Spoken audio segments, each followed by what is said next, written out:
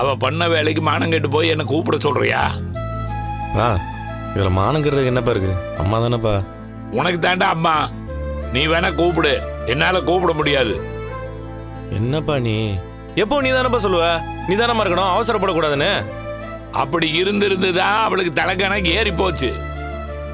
இத்தனை நாளும் அமைதியா இருந்தனே, அதுக்கு என்ன காரணம்? ஏன்னா நீ பொறுமையான ஆள்பா. மண்ணாங்கட்டி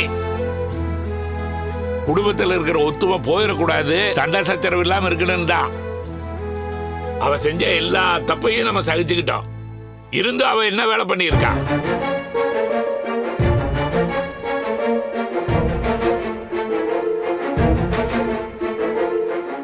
ஒரு வீட்டோட குடும்ப தலைவி அவ.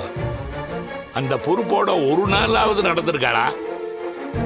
நானும் ஒரு நாள் அவ மாறுவேன்னு தான் நினைச்சேன். இப்ப தெளிவா தெரிஞ்சிருச்சு, அவ மாற போறதே இல்லை. இதுக்கு முன்னால எனக்கு தெரியாம இந்த வீட்டு பத்திரத்தை அடமானம் வச்சா. இப்ப மீனாவோட நகையை வைத்துட்டு ஒன்னும் தெரியாத மாதிரி என்ன நடிப்பு நடிக்கிறா.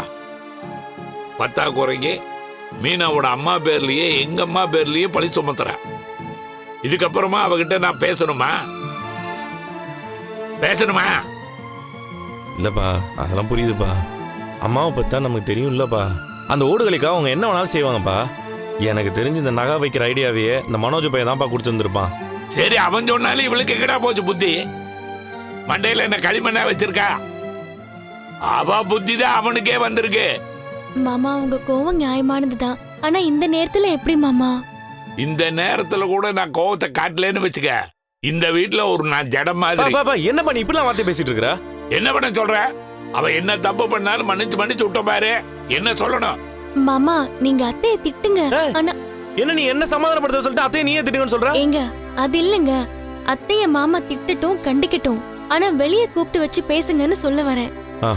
இது கரெக்ட் பா. நீ அம்மா கூப்பிட்டு வச்சு பேசுப்பா. மாமா, எங்களுக்கு அத்தையை அவமானப்படுத்தணும்ல எந்தவித எண்ணமும் இல்ல மாமா. எங்க தப்பு நடந்துச்சுன்னு கண்டுபிடிக்க தான் நினைச்சோம். ஆனா அது இவ்வளவு விவகாரமா போகும்னு நினைக்கல. எனக்கும் அவங்க மேல கோவம்லாம் இருக்குப்பா. ஆனா அப்படி திடீர்னு உள்ள போய் கதவை பூட்டிட்டு உட்காருவாங்கன்னு நினைக்கலப்பா.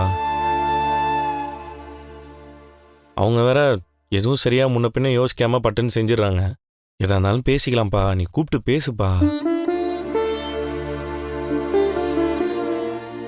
மாமா, அத்தைய கூப்பிட்டு வச்சு பேசுங்க. அவங்களுக்கு சொல்லி புரிய வைங்க. ஒரேடியா இப்படி பேச மாட்டேன்னு இருக்காதீங்க மாமா.